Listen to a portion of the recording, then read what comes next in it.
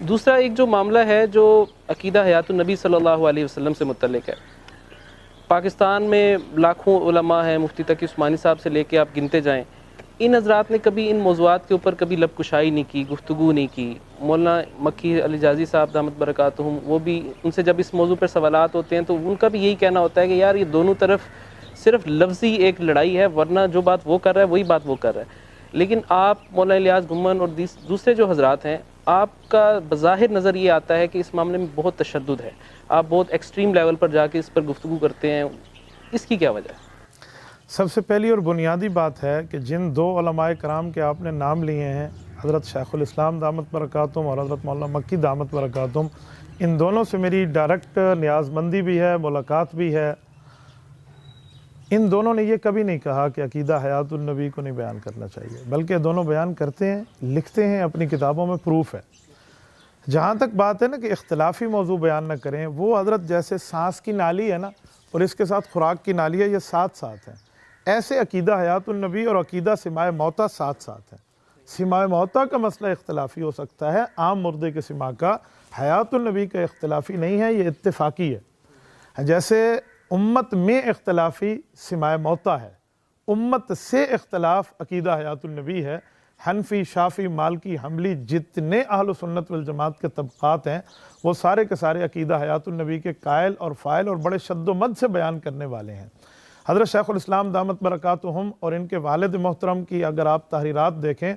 تو معارف القرآن اگر آپ دیکھیں تو میں آپ کو کئی جگہ دکھا سکتا ہوں جہاں حضرت شیخ نے قرآن کریم کی آیات پڑھ کے اس کو ثابت کیا ہے، لکھ کر ثابت کیا ہے۔ اور اسی طرح شیخ الاسلام دامت برکاتہم نے جو تکملۃ فتح الملہم جلد نمبر 5 صفحہ 29 صفحہ 30 صفحہ 31 لکھا ہے، تو تفصیل سے اس کو لکھا ہے، اس لیے انہوں نے کبھی اس کو نہیں کہا۔ جہاں تک رہی یہ بات کہ اس کو بیان نہیں کرنا چاہیے، عقیدہ ہے تو بیان کرنا چاہیے، ہاں سماع موتیٰ ہے اس میں نہیں پڑھنا چاہیے، اس میں اختلافی بات ہے تو دونوں طرف سے دلائل ہیں، یا اس پہ کفر و شرک کے فتوے نہیں ڈالنے چاہیے، تو میں نے کبھی بیان نہیں کیا سماع موتیٰ۔ آپ میری پوری گفتگو میں دیکھیں، شاید میں نے اپنی اس مسئلے کی زندگی میں کوئی 2 مرتبہ سبق پڑھا ہوگا، وہ بھی طلباء میں، کہ بیٹا سماع موتیٰ کے مسائل یوں ہیں، یہ آپ کو پتہ ہو، ورنہ عقیدہ حیات النبی پر ایسا کچھ بھی نہیں ہے۔ عقیدہ حیات النبی پر میں ایک ہی بات آپ کی خدمت میں کر لوں، علماء دیوبند کی اس پر اجماعی دستاویز موجود ہے، اور بر صغیر پاک و ہند میں آج تک ایک کتاب ایسی نہیں ہے جس پر تقریباً 30 سے 25 علمی آسمانوں نے دستخط کیے ہوں۔ قاری محمد طیب قاسمی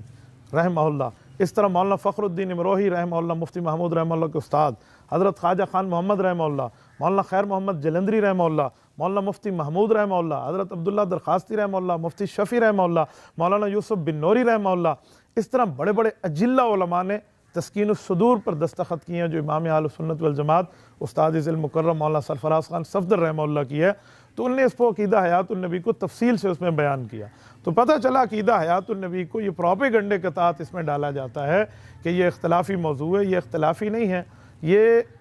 اتفاقی موضوع ہے۔ اسے حیات النبی کو اختلافی کہنے کے لیے سماع موتیٰ کا سہارا لیا جاتا ہے، جو نہیں لینا چاہیے۔ اچھا، یہاں پہ ایک ضمنی سوال ہے، آپ کی ساری بات ٹھیک، لیکن ایک عام آدمی، ایک عام مسلمان جس کو اس عقیدے کا پتہ ہی نہیں ہے،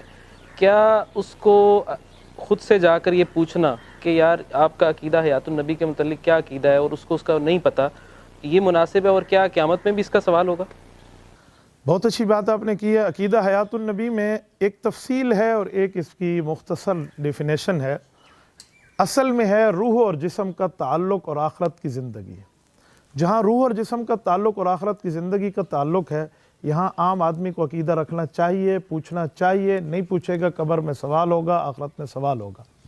اور جہاں تک اس عقیدے کی تفصیلات، جزیات، ڈیٹیل کی بات ہے، اس میں عام بندے کو نہیں پڑھنا چاہیے، وہ علماء کی حد تک رہے معاملہ۔ عام بندہ اتنی بات مانے جس کو شیخ القرآن حضرت مولانا غلام اللہ خان رحمہ اللہ نے حضرت قاری طیب قاسمی رحمۃ اللہ تعالیٰ علیہ کے سامنے جو لکھ کے دیا تھا عوام کے لیے، جس پر اگست 1962 کا تفصیلی صلح کا فیصلہ ہے، مولانا غلام اللہ خان رحمہ اللہ، قاضی نور محمد رحمہ اللہ، اور ادھر سے ہمارے مولانا محمد علی جلندری رحمہ اللہ اور مولانا خیر محمد جلندری رحمہ اللہ، دونوں فریق بیٹھے،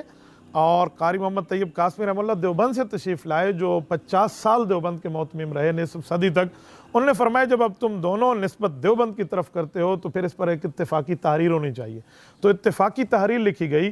وہ اگست 1962 کے رسالے کے صفحہ 24-25 پر مولانا غلام اللہ خان رحمہ اللہ نے تعلیم القرآن 1962 کا جو چھاپا ہے اپنے مدرسے راولپنڈی سے، اس پہ انہوں نے لکھ دیا۔ دارالعلوم دیوبند نے بھی اس کو چھاپا، پھر الخیر نے بھی اس کو خیر المدارس سے چھاپا۔ وہ یہ تھا کہ وفات کے بعد نبی پاک علیہ الصلوۃ والسلام کو قبر مبارک میں زندگی حاصل ہے، جس کی بنیاد پر رسالت امام روضہ اقدس پہ حاضر ہونے والوں کو صلاۃ و سلام سنتے ہیں۔